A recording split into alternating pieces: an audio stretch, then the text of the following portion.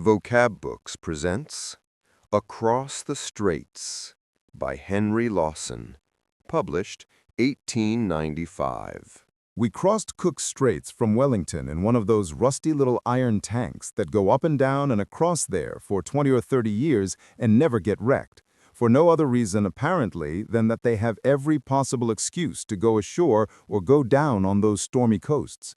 The age, construction, or condition of these boats, and the southeasters and the construction of the coastline are all decidedly in favor of their going down. The fares are high, and the accommodation is small and dirty. It is always the same where there is no competition. A year or two ago, when a company was running boats between Australia and New Zealand without competition, the steerage fare was £3 direct single and £2 10 shillings between Auckland and Wellington. The potatoes were black and green and soggy, the beef like bits scraped off the inside of a hide which had lain out for a day or so. The cabbage was cabbage leaves, the tea muddy. The whole business took away our appetite regularly 3 times a day, and there wasn't enough to go around even if it had been good. Enough tucker, we mean. There was enough appetite to go around 3 or 4 times, but it was driven away by disgust until after meals. If we had not, under cover of darkness, broached a deck cargo of oranges, lemons, and pineapples, and thereby run the risk of being run in on arrival, there would have been starvation, disease, and death on that boat before the end, perhaps mutiny. You can go across now for £1 and get something to eat on the road, but the traveling public will go on patronizing the latest reducer of fares until the poorer company gets starved out and fares go up again.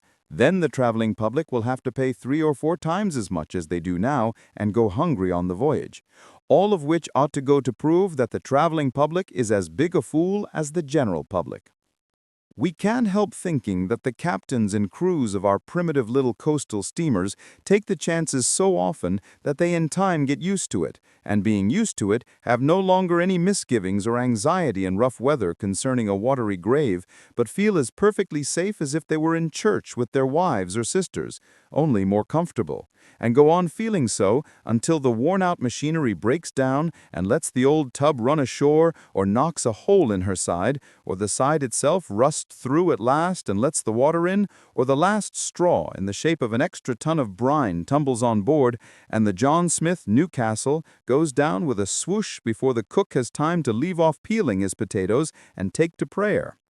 These cheerful and maybe unjust reflections are perhaps in consequence of our having lost a half-sovereign to start with. We arrived at the booking office with 2 minutes to spare, 2 sticks of Juno tobacco, a spare wooden pipe in case we lost the other, a letter to a friend's friend down south, a £1 note, Bank of New Zealand, and 2 half-crowns with which to try our fortunes in the South Island. We also had a few things in a portmanteau and 2 blankets in a 3-bushel bag, but they didn't amount to much. The clerk put down the ticket with the half-sovereign on top of it, and we wrapped the latter in the former and ran for the wharf. On the way, we snatched the ticket out to see the name of the boat we were going by, in order to find it, and it was then, we suppose, that the semi-quid got lost. Did you ever lose a sovereign or a half-sovereign under similar circumstances? You think of it casually and feel for it carelessly at first to be sure that it's there all right. Then after going through your pockets 3 or 4 times with rapidly growing uneasiness, you lose your head a little and dredge for that coin hurriedly and with painful anxiety. Then you force yourself to be calm and proceed to search yourself systematically in a methodical manner.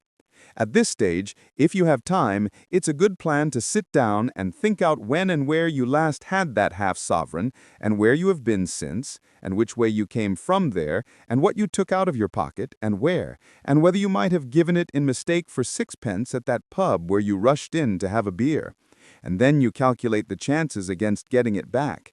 The last of these reflections is apt to be painful, and the painfulness is complicated and increased when there happen to have been several pubs and a like number of hurried farewell beers in the recent past. And for months after that, you cannot get rid of the idea that that half-sov might be about your clothes somewhere. It haunts you. You turn your pockets out and feel the lining of your coat and vest inch by inch, and examine your letters, papers, everything you happen to have bad in your pockets that day, over and over again, and by you peer into envelopes and unfold papers that you didn't have in your pocket at all but might have had. And when the first search is worn off and the fit takes you, you make another search. Even after many months have passed away, someday or night, when you're hard up for tobacco and a drink, you suddenly think of that late-lamented half-sob and are moved by adverse circumstances to look through your old clothes in a sort of forlorn hope, or to give good luck a sort of chance to surprise you, the only chance you can give it. By the way, 7 6 of that half-quid should have gone to the landlord of the hotel where we stayed last, and somehow, in spite of this enlightened age, the loss of it seemed a judgment. And seeing that the boat was old and primitive and there was every sign of a 3-day sou'easter, we sincerely hoped the judgment was complete, that supreme wrath had been appeased by the fine of 10 bob without adding any Jonah business to it.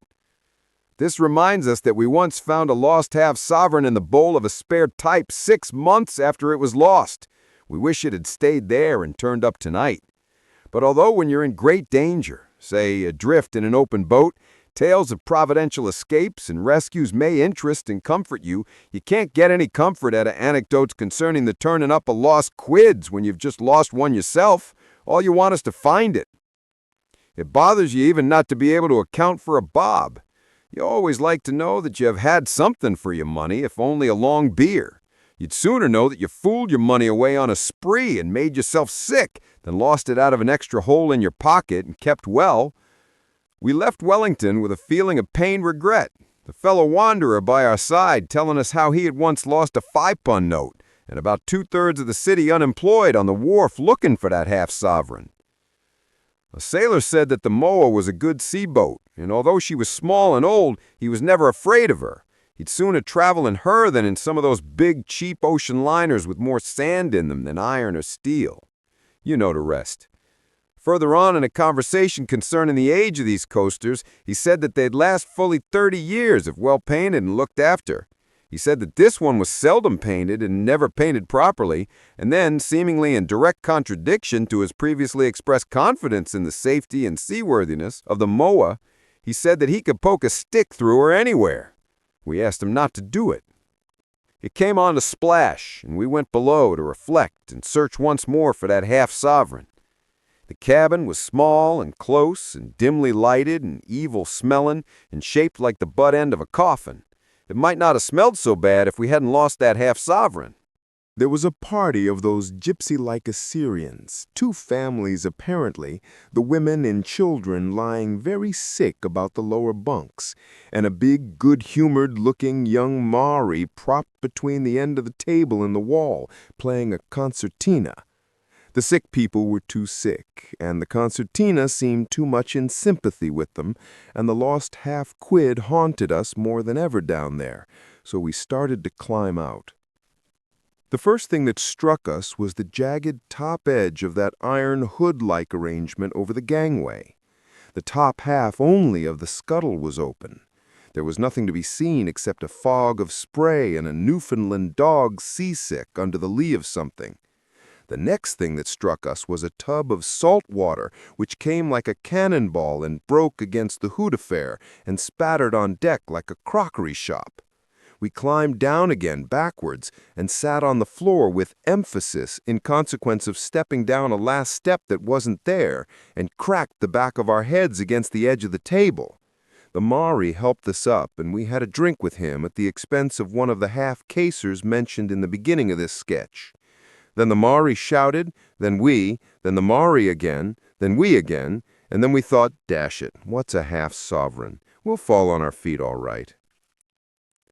We went up Queen Charlotte Sound, a long, crooked arm of the sea between big, rugged, black-looking hills. There was a sort of lighthouse down near the entrance, and they said an old Maori woman kept it. There were some whitish things on the sides of the hills, which we at first took for cattle and then for goats. They were sheep. Someone said that that country was only fit to carry sheep.